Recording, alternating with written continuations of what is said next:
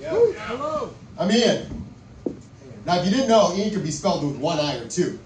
I was given two I's because I was born premature and big, so they had to put me in two incubators. One for me and one for my dick. Told my wife that joke on our first date. Probably should have been a red flag. But I guess it piqued her curiosity because we just got back from a family trip where everybody's entitled to an opinion, except me. When I have an opinion, I'm selfish. So I get jealous of people that take solo trips.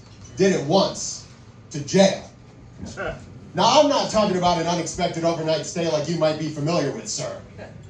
I'm talking about an all-inclusive one-week trip to the Slammer for selling a $5 joint to an undercover cop at the Wiggles concert. It was like, toot, toot, chugga, chugga, big cop car for all you Wiggles fans out there. Wife and kids were already inside, thought I was helping out another dad. I flashed my diaper bag. That's code for Dad's got weed. He flashed his badge. Obviously, he didn't have kids, or else he'd understand the need to get high at these types of events. Fucking Wiggles. Had some damn good shit in that diaper bag, too. Literally. Now it's legal. Everywhere I go, I'm surrounded by pot smokers, like the table in the back. Read a study about pot smokers under the age of 30. Did you know 86% have never rolled a joint? 80% have only purchased marijuana legally.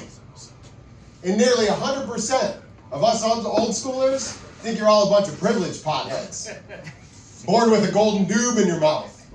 A whole new generation of white-collar stoners. Make sure you wear your suit and tie-dye before you light up, bruh. Have your hourly worker pack your bowl for you so you don't get your hands dirty. Now I know why you vape. Was at an event recently. Black tie was the dress code. A younger guy. You know, mid-conversation, he tilts his head forward and just starts sucking. And what I thought was a lapel pin on his tux. Who's this guy think he is? Secret Agent James Bond? Because that's like one of his gadgets, right? You got exploding pens, rocket launching cigarettes, undercover vape pins. Like, step aside, 007, because Agent 420 here needs some double cheeseburgers.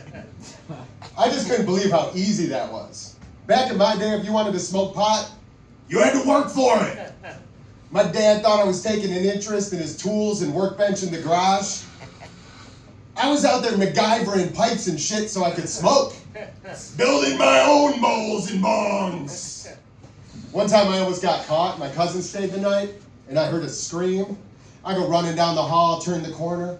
He's got a swarm of bees attacking him. Now he's fine, but my dad was freaking out. Like, how'd all these bees get in the house? Well, it turns out there was a little circle cut out of the screen in the bedroom. Sorry, cuz. I kind of needed that to lay it in my invention so I didn't get shit in my mouth.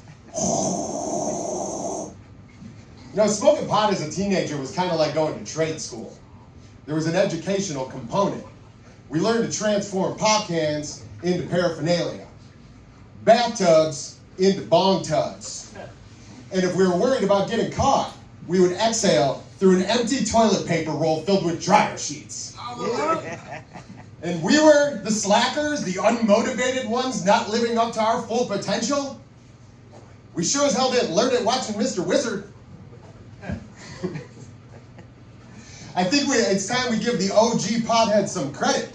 They should have been earning credits, or at least an extra credit sticker, scratch and sniff.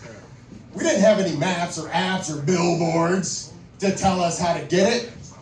We had beepers. She still has hers. Now, every time I get in the car, all I see is dispensaries and lawyers. If the only information that we had access to is what's on those billboards, we'd have everything we need to get blown out, blacked out, and bailed out. Like taking the scenic drive to Loserville. I'm all for the legalization of marijuana. I just don't understand why they had to over-complexify the shopping process. I used to ask if you had any, you'd say yes, I'd give you money, you'd give me a bag, that was it, no options. So I was excited to go to my first dispensary, only to be met with an overwhelming buffet of options. Pre-rolls, edibles, topicals, Lunchables, with Capri Sun for added cottonmouth protection. And when they start calling weed a flower, no offense to all the pussies in the room, but I don't want my weed to sound like a pussy. All beautiful and blooming and shit. What happened to cool names like reefer and ganja and dope? Because those names got you, pussy. Obviously, the pot smokers were not consulted in these decisions. I didn't see that in the ballot. You know how much play Dre and Snoop got for The Chronic?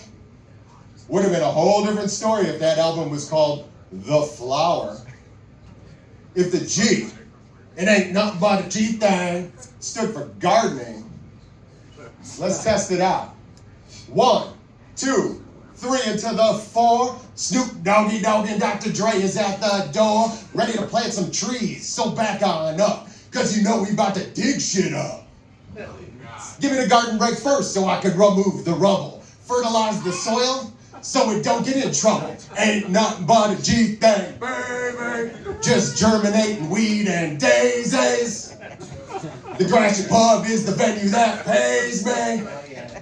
I'm in. I gotta go pick up my wife and kids from the Wiggles show down the street, so I'm out. Peace! What up, Pimper Tony?